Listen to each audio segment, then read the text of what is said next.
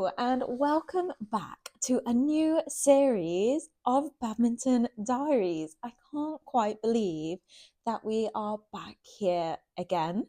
This time, of course, it is not Donut who is star of the show. It is Maggie who everything is centered on. So I can't wait to get going with you. But first, watch the new intro. In 2018, while recovering from a bimalleolar fracture that left me unable to walk for 3 months, I found Maggie, a beautiful, just-backed, rising 4-year-old liver chestnut mare who I fell in love with. My sensible search for an experienced competition horse was thrown out the window. Our journey has been filled with challenges, from COVID lockdowns to a life-threatening condition requiring emergency surgery for Maggie. Despite these hurdles, we've qualified for the Grassroots regional finals for 4 years running, finally getting to compete at them last year and qualifying. Now we're heading to the Badminton Grassroots Championships, and I am determined to give Maggie the best possible experience.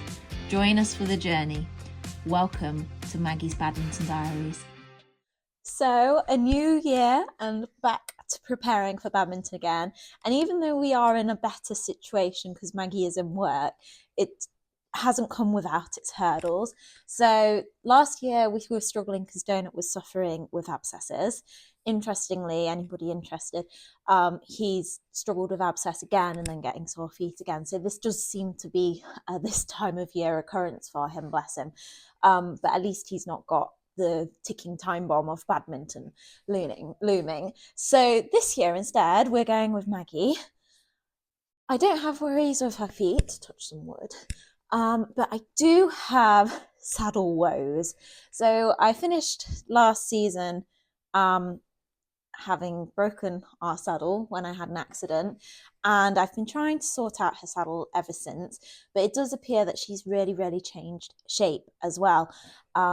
So the brand of saddles that I was using doesn't really seem to suit her anymore. I've since discovered, trying lots and lots of saddles, that actually she wants to go in flocked panels rather than foam panels, which is interesting because since I've been competing, like eventing and the likes, I have always ridden in foam panels. I'm being distracted right now by, I feel like I need to introduce her to the vlog. Everybody say hello to Duchess. She is our stray cat who Mum and I found. How long ago did we find you? About a month ago. No one's claimed her. Her microchip is from abroad, and she's very clearly been abandoned because we have tried very hard to find her owners. It's not happened. So she is now ours and registered owners now. And like I say, we've named her Duchess. She's gorgeous, and yeah, she's lovely, but she likes cuddles very much, and she's going to be a yard cat. Even though she doesn't look particularly yard cat-esque, I do not have space in my flat, and Loki and her are having a little romance going on. Anyway, now we've had that interruption, let's get back to where we were at. I was talking about my saddle woes, about how Maggie's changed shape. I've been trying to replace the saddle that got broken in our accident mid-season. Not found it as easy as I was expecting to, because actually the brand of saddle I use is all on foam panels. So I now need to change and find a different tree shape as well, because they just weren't particularly fitting her anymore. So I've been trying saddles to find what works best for her. And I feel like we're down to the final two. I really hope now. I think we found the dressage saddle she needs. I hope.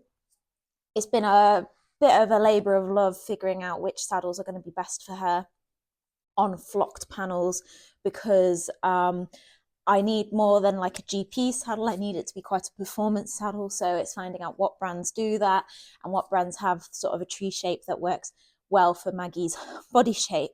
So we're now down to the final two.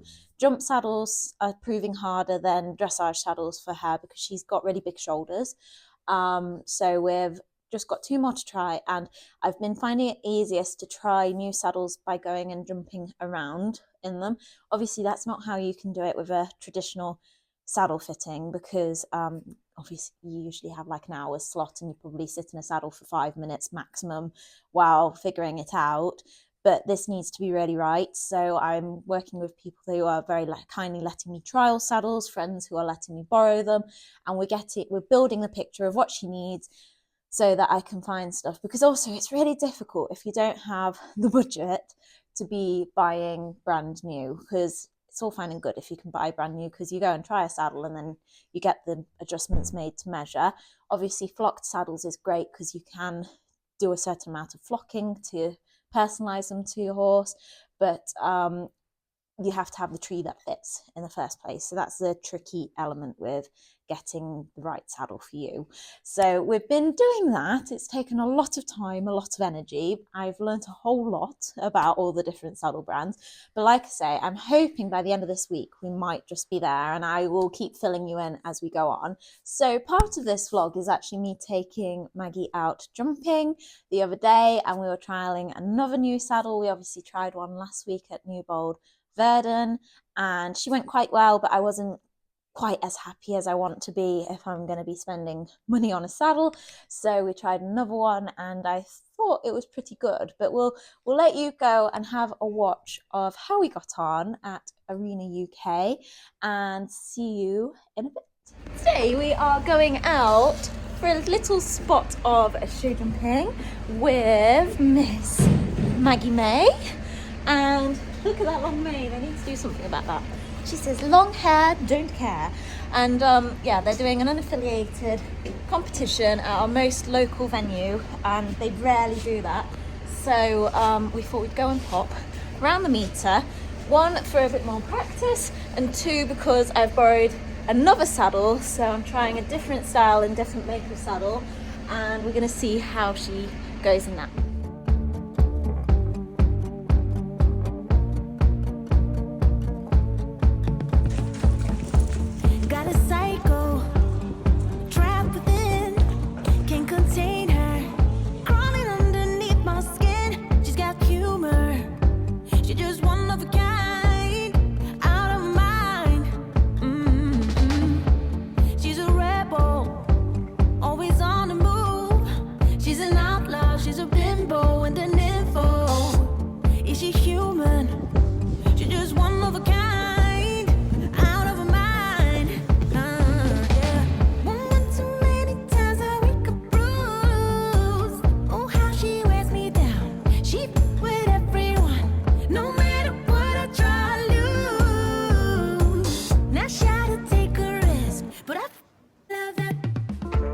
Okay then, let's take a look at Maggie's rounds. So this is the 1 meter class, and it's a lot tighter being in a tight indoor arena, but it was good. It's good practice, and I do intend to do lots more of this. So trying a new saddle, and I found in the warm-up Maggie felt really adjustable. I felt like I could go on a short one, felt like I could go on a long one, and it just felt pretty good. And she's not having to be too exaggerated with her jumps or anything, and she looks quite happy. So that felt like a good thing. As mentioned, I'm trying lots of saddles at the minute, and I personally find a really good way to test them out is actually jumping a course of fences with Maggie. So if I get the opportunity to do that, that is great. So you can see she started the round really well. Here she got a little bit away from me. It was level, but we ended up chipping one in, and we just had a rail down there. But I felt like it was sort of me just sitting a bit passively and not doing a huge amount to help her out. And here I'm asking her to woe, and I used my body more, and it certainly helped out down the line. Then we have quite a long run along to this oxer, and I actually felt like she jumped sort of the bigger fences or the oxers and the likes a bit better, maybe respected them a little bit more. I do find it amusing how a meter is really seeming quite small for Maggie now. If you'd have asked me a few years ago, a meter's always looked quite big. You can see here at this stage she's getting really quite strong. My reins have got a bit long, and I'm having to fight to sort of get her balance back. And I think she'd probably be a bit more respectful with a bigger course, but you know, I think we can actually just get it right around a metre in the first place as well, thank you very much, rather than just saying, oh, we need bigger jumps. So I actually came out of that round, and I'd only entered the one round, but I went running off into the office and asked if I could enter another round, HC, because they weren't doing another class. So I just said, can I just bob in at the end of this class and just run non-competitively and jump around the course again, just because I had a few things I wanted to improve. So here I think I have her canter a bit more contained and bouncy, and I feel like the first half of this course is more down the route of where I want to take it, and I've just got Maggie a bit more under farm and a bit more controlled, so that I'm riding the course rather than the course is happening to us, if that makes sense. So I have time to make my changes, time to make space, and it just is all coming a little bit better. Here I did move up for the fence a little bit, and then I just struggled to bring her back, but I did get her back enough.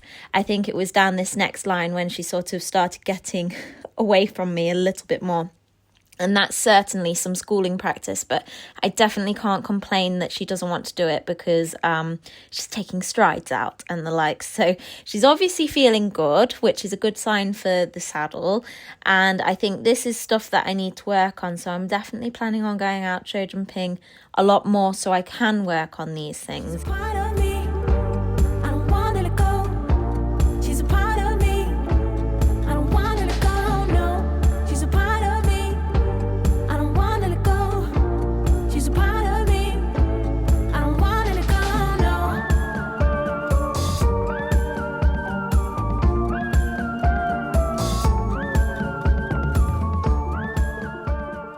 So 2 super rounds. I was really pleased with that. We had a pole down in each round, but I sort of knew what mistakes we'd made. I'd let her gain a bit too much ground in the first round, and then in the second round we weren't quite straight. And I feel like there's lots of adjustments that I want to do before even event season, if possible, with Maggie, so that my rounds, I want to feel like I can land from a fence, even if I've moved up to the fence, I can land from a fence, say woo, sit and rebalance, to then be able to get my leg on her and ride up to the next fence, even if it's only 6 strides away. Whereas I feel like what happens currently is that we land from a fence and it takes me at least 6 strides to get a little bit of control back. And then by then, especially in an indoor like that and the like, by then the next fence is upon us. So I feel like I'm firefighting, whereas I want to be a bit more prepared. So I think there's more schooling to do, because that is a big hurdle that we've been finding with the saddles. Like, I've not really been able to school because I've been trying saddles and they're not mine yet. And she's quite fit, but there's definitely a lot more to be done. So we're building that up, and hopefully I'll have my own saddles again very soon. It's really frustrating. I've got quite a few saddles here, and yet none of them are suitable for Maggie. She's just a very special shape to fit. Hey, Duchess. And we will get there. We're definitely trusting the process that we're going to get there. So I feel like partially a bit of schooling, but also maybe a couple of tack changes in her bridle might just help me out a little bit, because she's such a keen bean, which is a great thing, because I feel like she'd be more respectful of 110, but actually we just need to get a good consistent round at a metre in order to know that I can go and jump a clear regardless of the height. It doesn't have to be that she's being too careful, just that actually we're prepared for every fence and we can get straight and we approach it in balance. So that's where it feels like we're at. I'm not too worried about her fitness, but I do want to just up a fitness program now, ready for the last bit of the event season.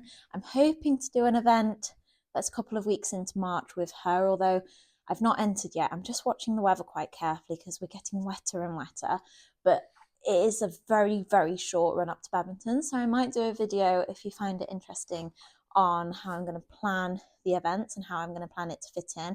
I'm certainly planning on not doing too many events and trying to do more things where I go for a dressage lesson, go out show jumping where I can do 2 rounds and just sort of play with how I ride. Whereas an event, you sort of do an event, then have to wait a couple of weeks before you do another event. And I'm hoping to make my training a little bit more progressive than that, so that when I come to the events, we can maybe be a bit more competitive. Maggie was very competitive last year when we completed, and the rest of the time I fell off. But hopefully we've worked through that. ping. So that's sort of a quick update to where we're at. I'll pop a little banner up on screen as to how long it is until badminton, because it really isn't very long. I think that the maximum number of events I could get in is 4 before badminton, and I don't think I'll do that many because it sort of squidges them in quite a lot. So it's definitely going to be very, very targeted on this run up. Make sure to tell me what you would like to see of what we get up to, but I'm just going to do a weekly update and keep you in the loop with how we are getting ready, and I will keep you in the loop with the saddle situation as well. I can't quite believe that we're doing this. I really, really want her to be able to do well. So I'm trying my best to get her really super prepared, and I'm really excited. So another little update, if you've managed to watch this far, is that I am looking at setting up a Patreon account and being able to put up extra training videos. Please let me know down in the comments, because I've had so many messages lately about lessons and the likes, and unfortunately I can't get here, there and everywhere alongside my full-time job. But what I could do is more specific training videos. So if you find that appealing, let me know, because I am looking at setting that up in the near future, and I will keep you in the loop with any other plans that are coming up, and I will see you very soon. Thank you so much for watching. Hope you liked this video. See you soon.